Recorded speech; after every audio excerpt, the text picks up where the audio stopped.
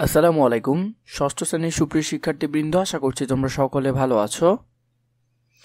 আজকে থেকে শুরু করব তোমাদের ষষ্ঠ শ্রেণীর বাংলা ব্যাকরণ বই থেকে।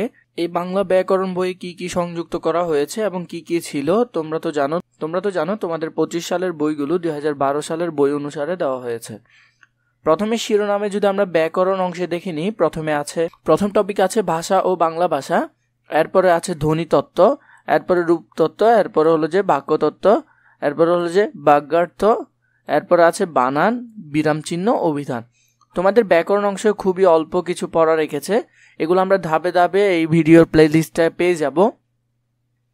প্রতিটি টপিক নিয়ে আমি তোমাদেরকে ভিডিও দিব, তাই তোমরা ভিডিওগুলো ধারাবাহিকভাবে পাওয়ার জন্য আমাদের চ্যানেলকে সাবস্ক্রাইব করে রাখবে। এরপর দেখো নির্মিত অংশে কি আছে: অনুধাবন, সারাংশ এবং সারমর্ম, ভাব সম্প্রসারণ, পত্র রচনা, অনুচ্ছেদ রচনা, প্রবন্ধ রচনা, এগুলো কিভাবে শর্ট করে লিখতে হয় এবং অল্প শিখে কিভাবে ভালো আনসার করা যায় তা নিয়েও আমরা আলোচনা করব। চলো আমরা ব্যাকরণ অংশটা দেখে নিই। ভাষা ও বাংলা ভাষা।